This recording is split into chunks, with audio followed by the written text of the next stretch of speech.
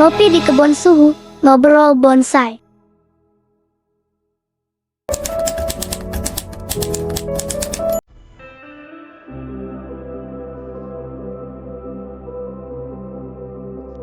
Si pangeran ini tadi kan nggak bisa keluar. Iya. Harus di dalam benteng gitu. Iya.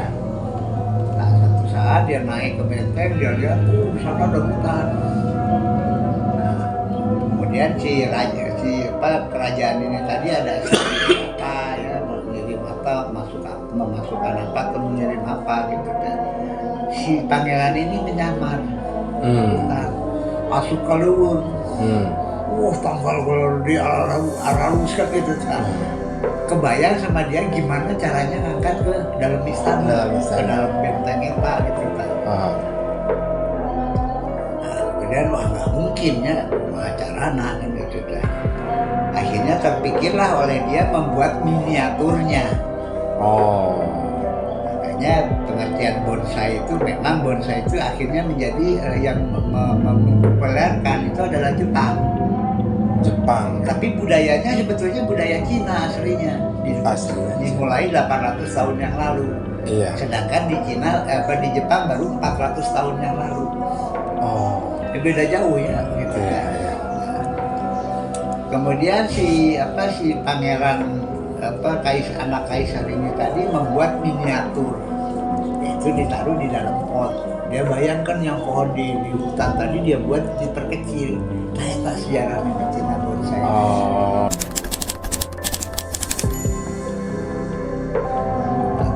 Lah di Cina, nah kemudian 400 tahun yang lalu baru diadaptasi oleh Jepang. Nah, kemudian gaya-gaya Cina, apa bedanya gaya bonsai Cina dengan gaya bonsai Jepang? Kalau Cina mah naturalis, betul-betul tumbuh harus seperti itu gitu. Nah, sedangkan Jepang mah dikawat.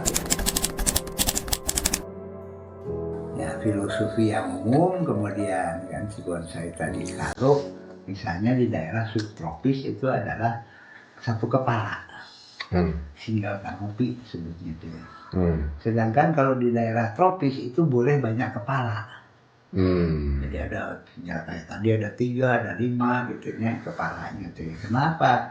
Karena kalau di daerah tropis kan matahari penuh. Iya. Maka condong semua tuh ingin jadi kepala gitu ya. Iya. Berlomba-lomba gitu ya. Nah, tapi filosofi secara keseluruhan, kenapa mau itu 3 kepala mau 1 kepala, sebaiknya kelihatannya segitiga. Filosofinya apa? Alam manusia dengan Tuhan gitu sekarang. Iya. Biarpun itu 3 kepala 5 kepala, tapi harus dilihatnya si daun itu adalah segitiga gitu kan. Nah, kalau di Cina beda lagi misalnya filosofinya, karena huruf Cina kan coret-coret gitu.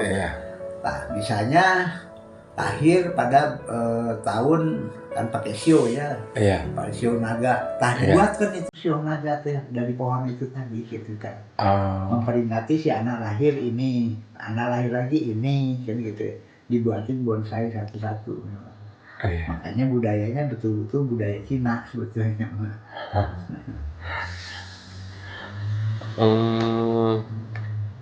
Kemudian diadaptasi, ya, katakan orang Indonesia, saya pribadi kan. Akhirnya dikaitkan misalnya dengan cerita pewayangan. Makanya saya buat tadi kan, ini Yudhistira, ini Bima. Bima itu kan adiknya Yudhistira. Makanya dia paling depan. Nah, itu penataannya juga harus persis kan. Yudhistira ini paling depan, anak pertama kan. Anak kedua Bima, tapi paling tinggi kan gitu. Tapi di belakang gitu kan. Nah, di tengah-tengahnya Arjuna. Background belakangnya Nakula Sadewa.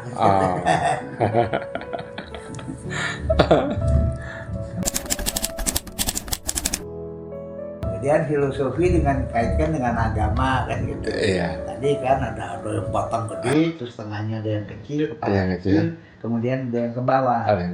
Kalau akal ini ngikutin jasmani, tapi bentuknya jadi ego. Tapi kalau akal ini mengikuti rohani, dia akan bersujud menjadi kerohanian gitu lah.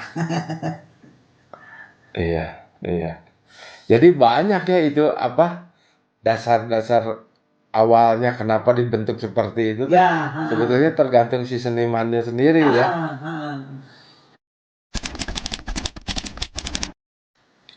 Nah, karena kita bermain dari bonggol, dasarnya karena bonggol, maka kita harus tahu karakter si bonggol ini mau kemana.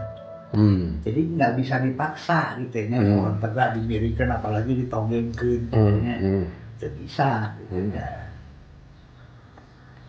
Iya. Maka waktu kalau kita beli paksa bonggol tadi beli ya, kita beli bahan istilahnya. Kita beli itu harus betul selektif mau buat apa nih gitu. Atau misalnya lihat satu bonggol dijual, nah ini modelnya begini. Nah kita nggak bayar, oh ini mau jadi begini gitu kan. Iya. Iya.